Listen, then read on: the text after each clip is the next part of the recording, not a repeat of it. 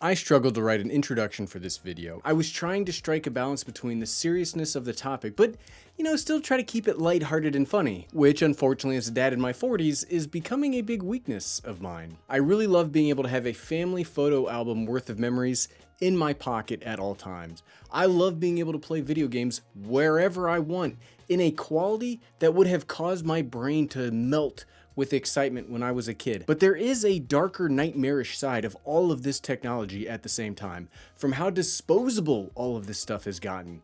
And it only took a slight amount of research to scare myself silly with the disposableness of tech, to how companies have leaned into anti-consumer policies and ensured that we own nothing. We only lease capabilities from them. Today we're going to define the larger problem with a personal example about my home computing needs, talk about the history of how we got here using the modern computer as a lens over time. We're also going to talk about why this is a problem, but most importantly, what you and I can do about it, because frankly, something has to be done. But before we dig too far into this video, I'd like to thank today's sponsor, iFixit. This is new tech season, but you don't need to upgrade or buy the new shiniest as soon as it comes out. You could use iFixit and search through their thousands of free repair guides for all of your tech. They also have the parts and tools to fix just about anything. Check it out. I'm gonna do a one-handed repair on this laptop, which I already opened up using my iFixit tools. Here we go. Ready? 1, 2, boom, we did it. Hold on, you can't see me though. Not only could you repair your laptops, but you could also repair your iPhones with up to 20% off iPhone replacement parts and repair kits. Go ahead and click on that link below to find your fix. A few months ago, I was presented with a conundrum. I found that my, at the time, computer could not do what I wanted. I was being bottlenecked by the active memory on board, and I needed more memory to get all of the programs that I needed to run the way that I wanted them to run. I didn't need significantly more memory, mind you, but more than it came installed with. However, here I was stuck with a problem.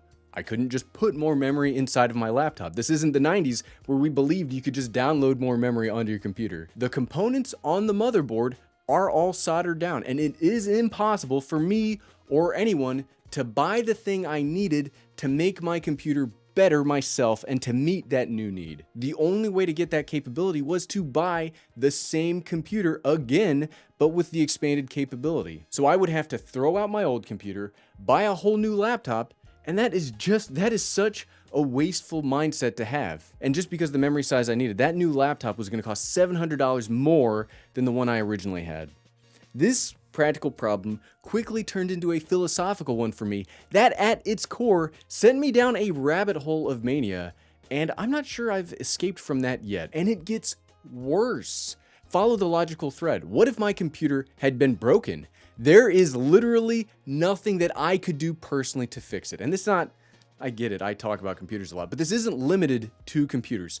Phones, cars, tools, so many of the products that we need to do our jobs, pursue our recreation, or keep ourselves healthy are getting more and more locked down without us being able to fix or upgrade them ourselves reasonably. When personal computers initially hit the consumer market back in the 1970s, they accomplished the incredible feat of bringing massive, room-sized mainframe computers down into a comparatively tiny package that could fit on a family's desk. They look like giant monstrosities today, but at the time, cutting-edge stuff. These initial home computers were devices made by both brand new startup companies, like the Apple II developed by Apple in 1977, and by giant computer manufacturers like IBM, who released their IBM PC Model 5150 in August of 1981. What kept these two disparate companies' products similar, though, is that this new home computing technology was being built with mostly off-the-shelf components. According to the IBM Heritage website, before the IBM PC, the company had designed and made nearly everything it sold, but the team decided the only way to hit their deadline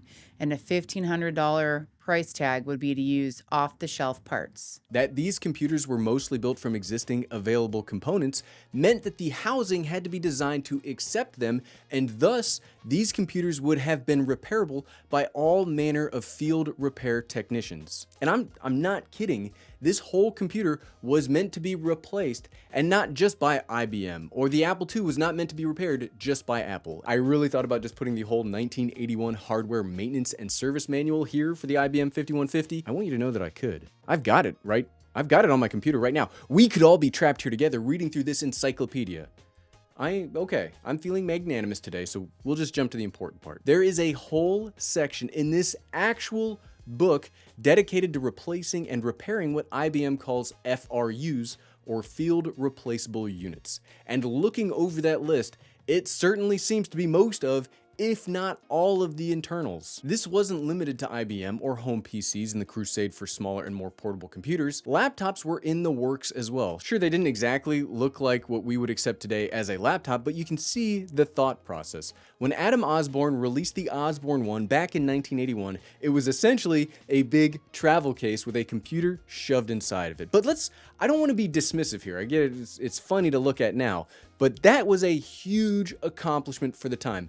2 decades before that, computers were the size of a room, and not small rooms like my home office here, but gigantic corporate rooms. Being able to miniaturize that to the point where a person could carry it, that's pretty mind-boggling. To quote Osborne himself, the Osborne 1 was a cross between a World War II field radio and a shrunken instrument panel of a DC-3. This now 43-year-old computer was a big 20-pound box with a flap that fit a computer inside of it. And when we look at its technical manual, we get a whole chapter on assembly and disassembly of the internal components, allowing for field technicians or home hobbyists that could afford that kind of power back in the day to conduct the repair or upgrade themselves. And I could keep going on. We could make this an hour-and-a-half video just about showing examples from the past, that products were designed to be worked on by people other than the direct specialists of the original equipment manufacturer, OEM, and that the OEMs weren't creating specialized tools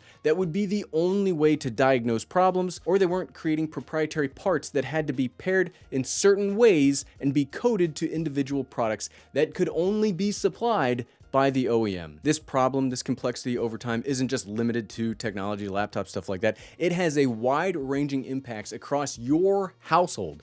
For example, compare the engine from my 2023 Ford Maverick to the engine of a 1971 Ford F100. Okay, honestly, I couldn't work on or figure out either of these engines, but the point is you can clearly see a trend of complexity over time. All of that advancement causes complexity, for which, good or ill, has taken the personal home computer from a gigantic box full of parts designed to have routine maintenance conducted on it and turned it into a beautiful looking gadget that is all glue and all solder and isn't worth the labor cost to repair it. And that's if the product you are using, if that company even allows you to repair it or allows you to have ownership of the device. There's a whole range of companies out there that, yes, over time, based on consumer demand, they have gotten more complicated over time to provide better battery life, smaller, things like that. However, we're about to dive into something that is just straight up, it's pretty bad. Tell me, did you ever hear the tragedy of the printer full of ink that ran out of its ink subscription? I thought not. It's not a story a Jedi would tell you. Hewlett-Packard was a company started in 1939 by Bill Hewitt and David Packard in a one-car garage in Palo Alto, California. I say was because the original company is no more. What we call HP today is actually HP Inc. after a 2015 reworking of the company to split away different businesses into their own corporations. There's HP Inc. and Hewlett-Packard Enterprises, and they work more on software as a service. HP Inc. is the hardware company we all buy printers from. And they do sell a variety of products, but the line relevant to today's video is their home personal printers. Part of the appeal of HP printers is their low cost. Right now on Amazon, or at least when I wrote the script, I could have bought a brand new HP DeskJet 2855E for $70 with 3 months of ink included. And wow, that's such a great deal. But wait, what happens if I still have ink, but I don't want to buy into the HP service anymore? Well, fam, that ink is now useless because if you want to use HP Instant Ink, you have to have an HP Ink subscription. To me, when I hear HP Ink subscription, I think of those monthly good services like Dollar Shave Club. You pay a fee, and at a routine schedule, HP will magically deliver ink to my door. And that's kind of how it works. Ooh, all this talking is... I'm not used to talking so much. But what's nasty about this instant ink is it's based on pages, not ink cartridges. So if you go over your page allotment, you'll have to pay more to print, even if you've already got the ink that you bought on hand. What? Also, when you sign up for instant ink, you agree to some of the most anti-consumerist policies that I've ever heard of. Look, I'm going to lay out just a few of the most depressing things that I've ever read thanks to Reddit user Jabba Do Hutt. Wow, it worked out that there was an earlier Star Wars quote, and Jabba Do Hutt is the one reading this off. You expressly allow HP to remotely change, patch, update, or otherwise modify your printer's software, firmware, or programming remotely without notice to you. When your service is canceled for any reason, HP will remotely disable the subscription cartridges, and you will no longer be able to print with the subscription cartridges. In such a case, you will need to purchase a regular HP cartridge compatible with your printer. And just the icing on the cake. If you are in any way dissatisfied with the service, your sole and exclusive remedy is to discontinue using the service and or the applicable HP service plan. Basically, that's legalese for telling you to kick rocks. So once you cancel that subscription, even if you physically have ink on hand, no printing. That's just using the service as normal. We're not even talking about how they will brick your printer if you try to use third-party ink inside of it. Yes, if you want to save money and not use HP branded cartridges, they will ruin the printer you bought. Oh, I'm sorry. They will allegedly ruin the printer you are leasing from them. That's just for the ink. HP has so many other awful stories around it regarding their printers. Honestly, the more I dug into this story, just the absolute worst it got. We have to move on from this. It's hurting my head. This is so depressing. When I was originally like scripting out and planning this video, I was just going to use this as a quick example of why all this planned obsolescence and corporate lockdown was bad. I mean, I don't use HP printers personally. We're a brother's household here. So I wasn't aware of just how staggering these depths went. Every single article or report or feedback that I read wants me to turn this into a whole video just diving into the HP problem. Holy crap. Ugh. The reason this is all a problem is because all of this boils down into tech that is designed to be disposable. You aren't supposed to have a computer or a printer that lasts as long as you can maintain it, only upgrading or buying new when you absolutely have to. You are supposed to buy it and then toss it for the next new shiny thing. This is killing our wallets and our planet at the same time. And even if you don't buy the latest gadget every year, this problem is affecting you even if you personally don't see the ramifications on a day-to-day basis. Let's go back to my initial problem. Reminder, my need to go from a certain amount of memory, 36 gigabytes, to a larger amount, 64 gigabytes. Yes, Apple does weird things with that. I did not mean to say 32. That would have cost me a $700 premium to get a new computer, as my existing one could not be upgraded at all. Not by me, not by a local tech. Apple might be technically able to do it, but if they can, they don't advertise it or give that service to you or I. That $700 premium also assumes that I can sell my existing computer exactly for what I paid for it, which, as we all know, is an impossible and laughable concept. But for the sake of argument, let's say that I could sell it for $300 less than I paid. Again, that is very generous, leaving me a $1,000 delta to get this new functionality.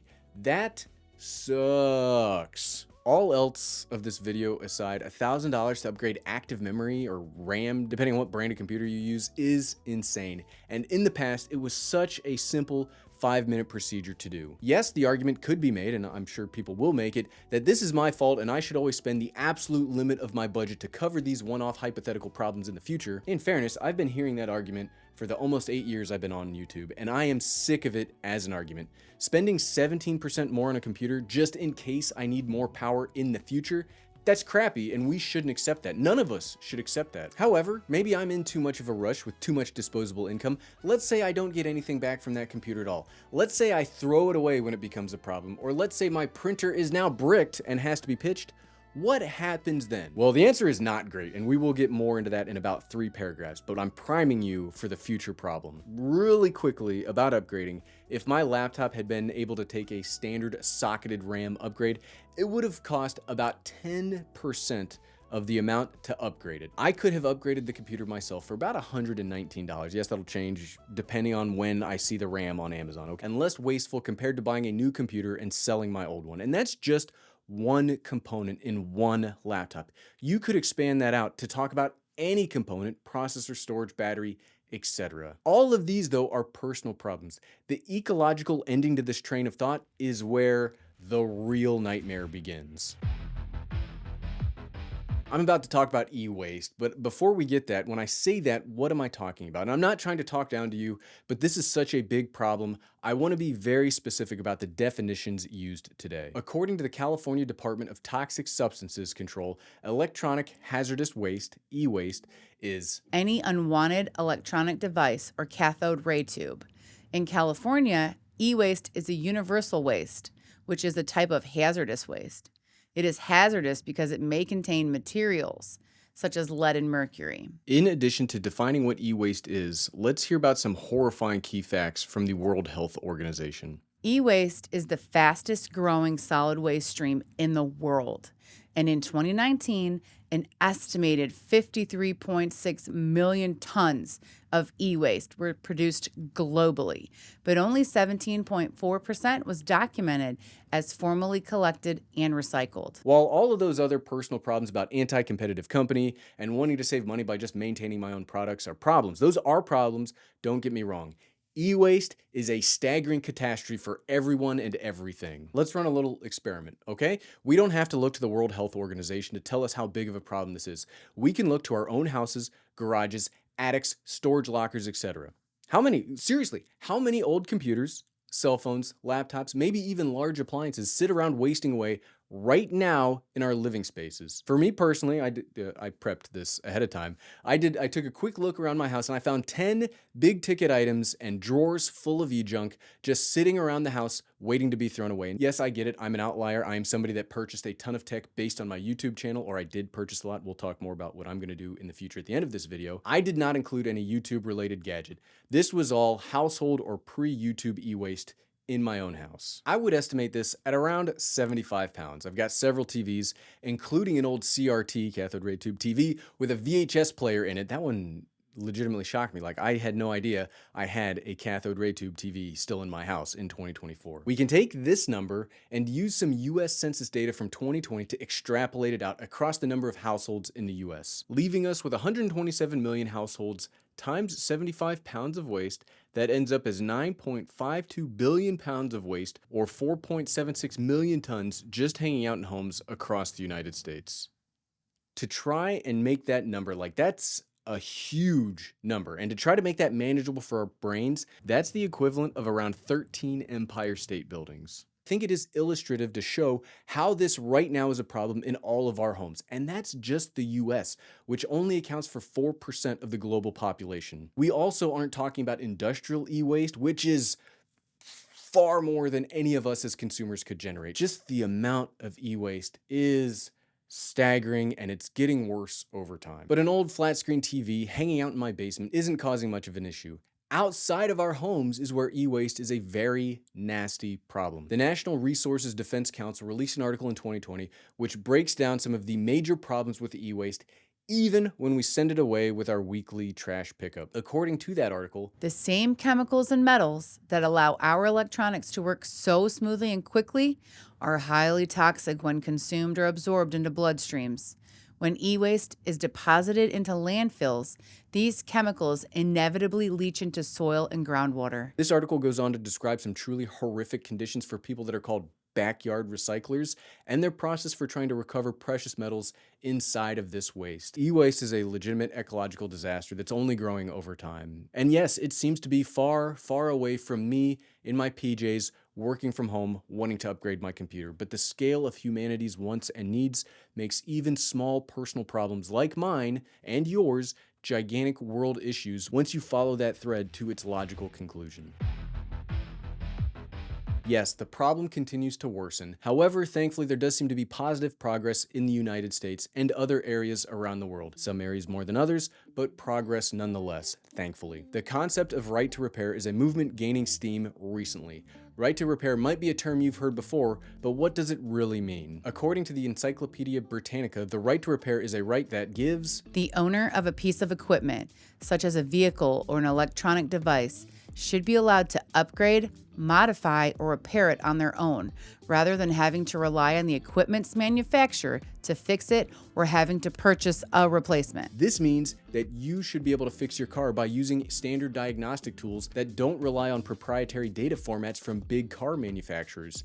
You should be able to fix your computer without having to send it back to a company because parts are physically soldered together. Your right is that if you've got the skills, time, available, not lockdown parts, and dedication, you must be allowed to repair your own products. That doesn't say you have to. Repairability also makes it easier and cheaper to have a qualified technician do it for you at the same time. It just makes everything better and easier for everybody. I live in the US, so a lot of this will be US focused, but if you Google right to repair in your country, you should be able to find the most up-to-date information on where your nation and local laws stand. For the US, there's an organization called the Repair Association that tracks all state-level laws and the current progress of future laws on their website. As of the writing of this script, only 5 states have passed right to repair laws: California, Colorado, Minnesota, New York, and Oregon. There are several other states considering passing legislation, and you can check it all out from their website. You can also frequent other repair type websites and businesses that can help you work through repairs on your own. iFixit, yes, they're the sponsor of the video, but they're only really sponsoring that ad read in the front. Me talking about them right now, they're not paying me to do. This is wholly because I really believe in their message, and I love their repair guides and how they've helped me with my own repairs, even when I'm not talking about them online. Even if you don't buy anything through my link below, just go to their website right now and find a guide for something you own. I easily, just typing through here, I was able to find a disassembly guide for my camera, the A7 III, super quick. And let me know, I really want to know, let me know in the comments what guides you were able to find and if you would consider fixing your own tech. Okay, so what am I gonna do? And this is me talking directly. This is Gary. This is not the everyday dad, right? So another thing we need to think about is our own responsibility in contributing to the e-waste mess. And I'm not throwing stones from my glass house here. I guarantee you that I'm a bigger problem than 10 of you put together because of this YouTube channel, which is why I'm personally making some changes in how this channel runs to make it a more responsible venture. I've already decided not to cover new tech cycles in the future. TED will no longer be part of the unnecessary upgrade hype machine and the e-waste that generates. You'll probably notice that I've only released one video this month, and I've totally skipped the Apple fall event coverage. I will no longer make videos that include cheap garbage components. Yes, they were cheap and they worked at the time, but they also only last for a little bit before needing to be thrown away and repurchased. I will also implement a strict recycling policy for any old tech that needs to be retired here. It will either be sold directly to somebody else for their use or will be donated to an organization that needs it. Nothing will be thrown away here into the garbage unless there is no other alternative to it. And this is the big one for me. I will not purchase tech unnecessarily. I will only buy things as needed to run this YouTube channel. I will not buy things just to buy them and talk about them, which is the majority of tech YouTube. Hey, so I'm here editing the video, but I did want to make one clarification on point number 4. Now, I may be doing some like builds or some creation videos. Even if I purchase tech or I purchase electronics to make that thing, at the end of it, it still has to follow rule number 3, where it has to be responsibly given or recycled. So even if there is a necessary tech purchase, it still has to follow all the other things. There's no loophole in this where, oh, it was not an unnecessary tech purchase, so I can just pitch it into the garbage. Okay, I feel better about making that clarification. Back to the video. And in the future, when I need to buy new, I will err on the side of refurbished or more repairable items. And look, this has been bothering me for a while now.